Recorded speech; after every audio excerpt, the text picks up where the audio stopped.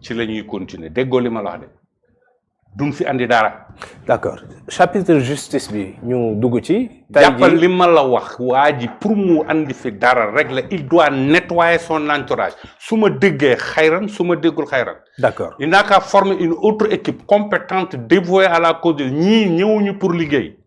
d'accord alors si chapitre justice bi gis nañ déjà ki nga xam ne moom di Badara Gadiaga libéré nañ ko mais avec des conditions bien strictes yoo xamante ni ci lañ ko tënk bokk na ci placement sous bracelet électronique ak interdiction de sortie au-delà de 21 heures bokk na ci tamit ci wàllum libération ci wàllu ba tey justice bi kii di Farba Ngom tey ji déglu nañ ko mu nekk audition boo xamante ni am na 10 mois après son emprisonnement ban lecture nga am ci ñaari cas yooyu la. ci cas yëpp kay du boobu rek. ñoom Lat Diop a ngi fi. oui Khadim Ba ngi fi.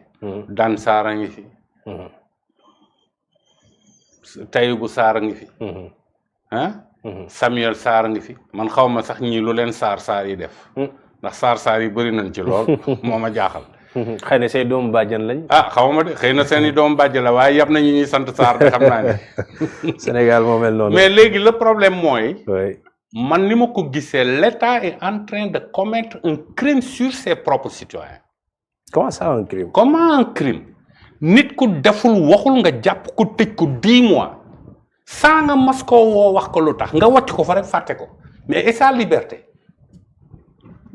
mais l'État en tant que personne juridique a commis un crime sur une autre personne juridique qui est la personne de Gadiaga, qui est la personne de Samuel Sarr, qui est la personne donc de Farba. dañoo am ay àq ak yelleef. jàpp ni rek tëj ko te waxagoo ko ba pare et puis li nga ko les accusations yi mais tegawul fenn. dégg nga bi avocat bi di wax nee na biñ koy entendre tudduñu sax tuddatuñu lu jëm ci. wàllu détournement. affaire détournement. ce qui veut dire que c'était des accusations fallacieuses. créées de toutes pièces donc pour que mën a gën a garnir seen accusation yi.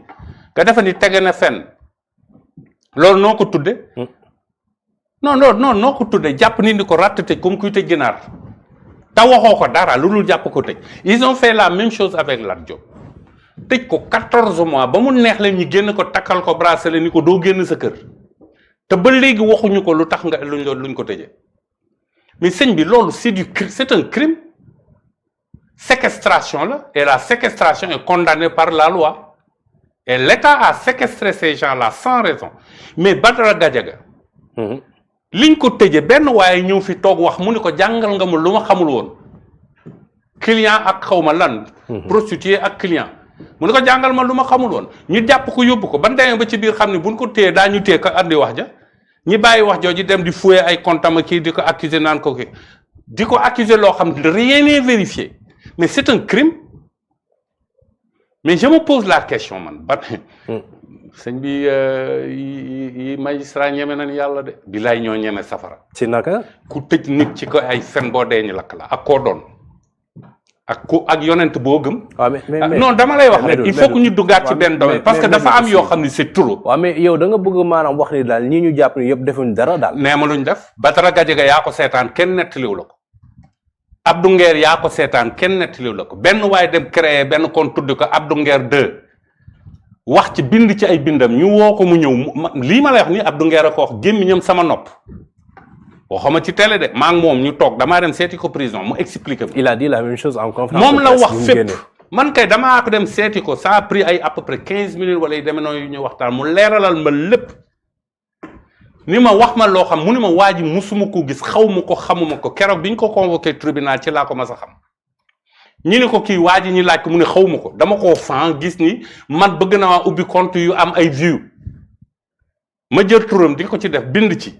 Abdou Nguer ni leen mënumaa bind mënumaa liir ñi ni fa ñukk loolu dem wëlbati ko ci leneen accusé ko jàpp ko ni ko ratt tëj mais au nom de quoi hein mais au nom de quoi pourtant yow li ngay. mais non dama lay laaj li ma la wax am na wala amul. waaw d'accord mais non nii la amee wala amul il faut nga d'accord ak man ci loolu. non man je suis pas là pour être d'accord ak yow wala ñàkk a d'accord. di nga d'accord man ay question laa lay poser. di nga d'accord non. li ngay mën a wër-wër loolu yëpp di nga d'accord. bul yàq suma émission waaye. et j'en profite ma xam la da nga maa compte. et j'en profite d'ailleurs pour présenter la suñu partenaire officiel bi di Samao.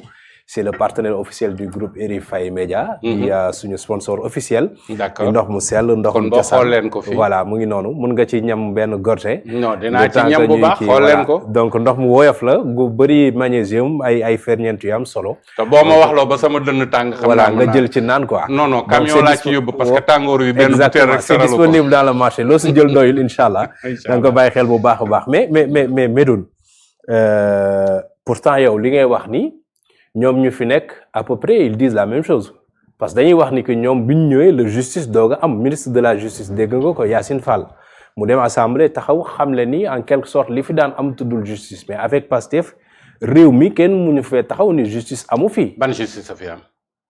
mais justice mooy maanaam tey jii nii ku def loo xamante ni. teg nit accusé ko de détournement te musul yore kees bi ñu teg Farba loolu justice la jàpp nit toog kenn créé ab comptam tudde ko boppam ñu ñëw jëli ko jàpp ko tëj ko ca loolu justice la nit ñëw accuser sa PM waxal ko dara nga répété ko ni ko jàngal nga ma li ma xam ñu ni ko ràpp tëj loolu justice la non dama lay laaj beneen justice bi muy wax moom naan justice moo jógal boppam dem ba ci prison ba xool xam la fa ne muy prison bu ñu construire pour 700 personnes ñun la 3800 personnes laa dégg ni moo fa nekk. en tout cas plus de 3000 personnes. oui 3800 la wax oui. 3800 personnes. nga jël benn néeg tapparle fa plus de 200 personnes. ñii tëqalikoo ci néeg bi du ñu mën a tëdd ñii di taxaw. ñii di feebar ñii lu ne di leen tal. yow nga tëdd sa chambre climatisée di def loola ne di dawal sa oto yi neex te nga xam ni lii du dëgg loolu justice la. bu fekkonte ni moom dafa xam luy justice keroog ba mu fa demee ci la lendemain lay joxe ordre ni ñii ñëpp nañ génn.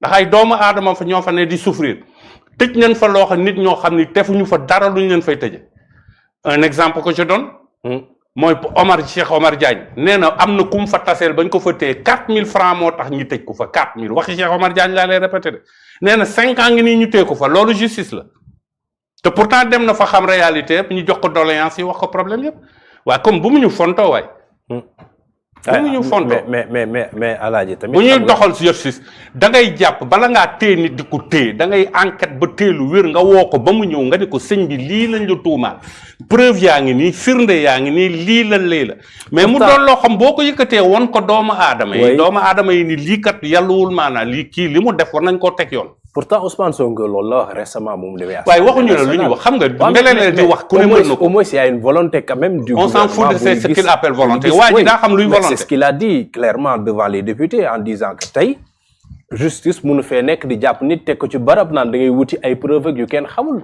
Farba Ngom mi ngay wax il est dans cette situation et tant d'autres. ban situation. ñu jàpp ko tëj ko 10 mois kenn posé ko question loolu laay wax nii c'est ce que le premier ministre a décrié devant les députés. c'est-à-dire waaw léegi ku yóbbu Farba prison du moom. pourquoi on a non c'est pas lui du moom mooy tëj du moom mooy tijji.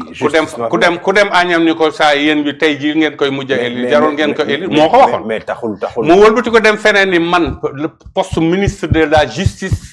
c'est une fonction politique am naa sañ-sañ dafa ni am naa sañ-sañ wax ko ni ko waxal procureur mu arrêter mu diw te dana ko arrêter c'est exactement ce qu'il a dit c'est exactement ce qu'il a fait c'est ça qu'on appelle justice.